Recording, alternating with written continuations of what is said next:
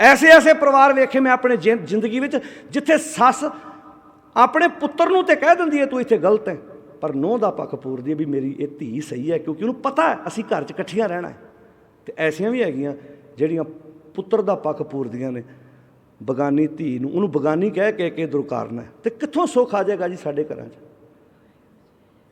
जे असीं नूंह नूं अपनी धी नहीं अजे तक मन्निया तो तुसीं किदां ये सोच रखदे भी तुहाडी धी नूं तुहाडी कुड़मणी अपनी धी मन लवे? फिर तो खूह जिद्दां दी आवाज़ मारोगे बैक उदां दी आउणी है, फिर तो बराबर आउणी है ना साडे समाज। ये मैं सैकड़े बार एग्जाम्पल दित्ती है भी पुत्तर धी रोटी खांदी होवे ते जवाई पानी दा गिलास फड़ा देवे ना, तो सस किते अपने गई होवे अपनी धी नूं मिलण गई होवे माँ, वो इदां कहदी भैणे मोतीपन कीते जदों नाल जवाई मिलिया सानूं, मोतीपन कीते भी जिद्दां किते मतलब रोटी खांदी है मेरी धी पानी भी फड़ा दिंदा, खाना खवाउण भी बाहर लैके जांदा। अच्छा तो जे किते पुत नूंह नूं पानी दा गिलास फड़ा दे रोटी खांदी नूं, फिर बीबी दी की सोच हो जांदी भला? भाई जोरू दा गुलाम आ, पता नहीं की उन्हें सिर ते धूड़िया ਉਹਦੇ ਪਿੱਛੇ ਪਿੱਛੇ ਤੁਰਿਆ ਫਿਰਦਾ। ਅੱਛਾ ਜਵਾਈ ਕੰਮ ਕਰੇ ਤੇ ਫਿਰ ਮੋਤੀਪੁੰਨ ਕੀਤੇ ਆ। ਅੱਛਾ ਜੇ ਮੋਤੀਪੁੰਨ ਤੁਸੀਂ ਕੀਤੇ ਆ ਤੇ ਤੁਹਾਡੀ ਵੀ ਕੁੜਮਣੀ ਨੇ ਉੱਦਾਂ ਮੋਤੀਪੁੰਨ ਕੀਤੇ ਹੋਣ। ਸਾਡੀ ਨੂੰਹ ਦੀ ਜਿਹੜੀ ਮਾਂ ਵਾ ਉਹ ਮੋਤੀਪੁੰਨ ਨਹੀਂ ਕਰ ਸਕਦੇ।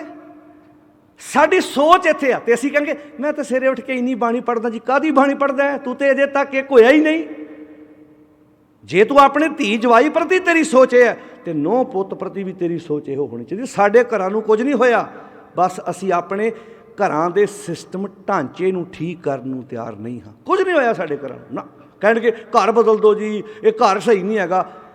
ਘਰਾਂ 'ਚ ਕੁਝ ਨਹੀਂ ਹੈਗਾ, ਘਰ ਉਹੀ ਹੀ ਹੁੰਦੇ ਨੇ। ਘਰਾਂ 'ਚ ਰਹਿਣ ਵਾਲੇ ਬੰਦਿਆਂ ਨੂੰ ਬਦਲਣ ਦੀ ਲੋੜ ਆ, ਸੋਚ ਬਦਲਣ ਦੀ ਲੋੜ ਆ। ਇੱਥੇ ਸ਼ਬਦ ਹੈ ਵੱਡੇ ਭਾਗ ਭੇਟੇ ਗੁਰਦੇਵਾ ਕੋਟ ਅਪਰਾਧ। ਤੁਸੀਂ ਹੁਣ ਨੋਟ ਕੀਤਾ ਹੋਣਾ, ਇਸੇ ਕਰਕੇ ਕਥਾ ਸੁਣਨੀ ਔਖੀ ਹੈ, ਕੀਰਤਨ ਸੁਣਨਾ ਉੱਚੀ ਬੋਲੋ ਜੀ। ਉਹ 'ਚ ਕੋਈ ਸਿਰ ਹੀ ਮਾਰਨਾ ਆਨੰਦ ਆ ਗਿਆ ਜੀ। ਆਹ ਇੱਥੇ ਪਸੀਨਾ ਸੁੱਟਦਾ ਵੀ ਇੱਥੇ ਮੈਂ ਗਲਤ ਹਾਂ। ਉੱਥੇ ਕਹਿਣਗੇ ਭਾਈ ਸਾਹਿਬ ਨੇ ਕਮਾਲ ਹੀ ਕਰਤੀ। ਦੂਜਾ ਪੁੱਛੇ ਸਿੱਖਿਆ ਕੀ? ਗੁੱਸਾ ਨਾ ਮਨਾਇਓ, ਮੈਂ ਸੱਚ ਗੱਲ ਕਹਿਣਾ। ਕੀਰਤਨ ਦੇ 4-4 5-5 ਅਸੀਂ ਘੰਟੇ ਵੀ ਸੁਣ ਲਵਾਂਗੇ ਤੇ ਜਾਣ ਲੱਗਿਆ ਪੁੱਛੋ ਜੀ ਘਰ ਜਾ ਕੇ ਸਿੱਖਿਆ ਕੁਝ ਇਹਦੇ ਵਿੱਚੋਂ? ਤੇ ਵਿਚਾਰ ਸੁਣ ਲੱਗਿਆ ਤੁਸੀਂ ਕਦੀ ਵੀ ਨੋਟ ਕਰਿਓ ਵਿਚਾਰਾਂ ਵੇਲੇ ਸੰਗਤ ਦੀ ਗਿਣਤੀ ਘੱਟ ਕਿਉਂ ਹੋਏਗੀ? ਕਿਉਂਕਿ ਇੱਥੇ ਉਹ ਹੀ ਸੁਣੇਗਾ ਜਿਹਨੂੰ ਅਣਿਆਲਾ ਤੀਰ ਸਹਿਣ ਦੀ ਆਦਤ ਹੈ। ਜਿਹੜਾ ਕਹਿੰਦਾ ਮੈਂ ਬਦਲਣਾ ਚਾਹੁੰਦਾ, ਬਾਪੂ ਮਾਰ ਤੀਰ, ਮੈਂ ਬਦਲਣਾ ਚਾਹੁੰਦਾ, ਮੈਂ ਸੁਧਰਨਾ ਚਾਹੁੰਦਾ, ਆਪਣੇ ਆਪ ਨੂੰ ਮੈਂ ਸੁਧਾਰਨਾ ਚਾਹੁੰਦਾ। ਜੇ ਰਾਗੀ ਸਿੰਘ ਵੀ ਕੀਰਤਨ ਕਰਦਾ ਕਰਦਾ ਕਿਤੇ ਸ਼ਬਦ ਦੀ ਵਿਚਾਰ ਸੁਣਾਉਣ ਲੱਗ ਪਏ ਨਾ, ਵਿੱਚੇ ਕਹਿਣ ਲੱਗ ਪੈਣਾ ਨਾ ਜੀ ਨਾ, ਇਹ ਸਾਨੂੰ ਪਸੰਦ ਨਹੀਂ। ਕਿਉਂਕਿ ਵਿਚਾਰਾਂ ਸੁਣਨੀਆਂ ਹਾਰੀ ਸਾਰੀ ਬੰਦੇ ਦੇ ਵੱਸ ਦੀ। ਕਬੀਰ ਕਸੌਟੀ ਰਾਮ ਕੀ ਝੂਠਾ। ਬੰਦਾ ਡਰੱਗ ਦਾ ਕੰਮ ਕਰਦਾ ਹੋਵੇ, ਸਮੈਕ ਵੇਚਦਾ ਹੋਵੇ, ਆਪਣੇ ਘਰ ਉਹਨੇ 2 ਘੰਟੇ ਕੀਰਤਨ ਕਰਾਉਣਾ ਹੋਵੇ, ਉਹਨੂੰ ਕੋਈ ਮੁਸ਼ਕਿਲ ਆਊ? ਵੱਡਾ ਲਿਫਾਫਾ ਭਰ ਕੇ ਪੈਸਿਆਂ ਦਾ ਦਊ ਉਹਨੂੰ, ਤਾਂ ਸਵਾਦ ਵੀ ਬੜਾ ਆਉਣਾ ਸਾਰੇ ਟੱਬਰ ਨੂੰ। ਅਤੇ ਜੇ ਕਿਤੇ ਅੱਧਾ ਘੰਟਾ ਉੱਥੇ ਕਥਾ ਹੋਵੇ ਅਤੇ ਉਹ ਕਵੇ ਨਸ਼ਾ ਵੇਚਣਾ ਗਲਤ ਹੈ, ਨਸ਼ੇ ਨਾਲ ਲੋਕਾਂ ਦੇ ਘਰ ਤਬਾਹ ਹੁੰਦੇ ਨੇ, ਹੋ ਸਕਦਾ ਉਹਦੇ ਜਾ ਕੇ ਮੈਕ ਬੰਦ ਕਰ ਦੇ ਵੀ ਇਹ ਕੰਮ ਬੰਦ ਕਰੋ, ਵੀ ਇਹ ਤਾਂ ਕੰਮ ਉਲਟਾ ਚੱਲ ਪਿਆ। ਅਸੀਂ ਚਾਹੁੰਦੇ ਹਾਂ ਜੋ ਮੈਂ ਹਾਂ ਮੈਨੂੰ ਉਹ ਸੁਣਾਇਆ ਜਾਵੇ। ਇਸੇ ਕਰਕੇ ਅੱਜ ਸੰਸਾਰ ਪਿਛਾਂਹ ਨੂੰ ਜਾ ਰਿਹਾ ਹੈ। ਮਰੀਜ਼ ਡਾਕਟਰ ਕੋਲ ਆਉਂਦਾ ਹੈ, ਡਾਕਟਰ ਮਰੀਜ਼ ਵੱਲ ਵੇਖ ਕੇ ਦਵਾਈ ਨਹੀਂ ਦਿੰਦਾ। ਉਹ ਕਹਿੰਦਾ ਮੈਂ ਤੈਨੂੰ ਠੀਕ ਕਰਨਾ ਚਾਹੁੰਦਾ, ਜੋ ਤੈਨੂੰ ਹੋ ਸਕਦਾ ਸਭ ਤੋਂ ਵੱਧ ਪਸੰਦ ਹੋਵੇ ਤੈਨੂੰ ਮੈਂ ਛੱਡਣ ਲਈ ਉਹ ਕਹਾਂ, ਪਰਹੇਜ਼ ਹੀ ਉਸ ਗੱਲ ਦਾ ਤੈਨੂੰ ਕਰਨ ਲਈ ਕਹਾਂ। ਅਤੇ ਜਿਹੜੀ ਚੀਜ਼ ਤੈਨੂੰ ਨਹੀਂ ਪਸੰਦ ਹੋ ਸਕਦਾ ਤੈਨੂੰ ਮੈਂ ਖਾਣ ਲਈ ਉਹ ਕਹਾਂ। ਫਿਰ ਤੂੰ ਜੇ ਤੂੰ ਠੀਕ ਹੋਣਾ ਚਾਹੁੰਦਾ ਫਿਰ ਤਾਂ ਇੱਦਾਂ ਹੀ ਹੈ ਨਾ, ਫਿਰ ਤਾਂ ਇੱਦਾਂ ਸਵਾਰਨਾ ਪਵੇਗਾ। ਤਾਂ ਪਾਤਸ਼ਾਹ ਜੀ ਕਹਿੰਦੇ ਨੇ ਵੱਡੇ ਭਾਗ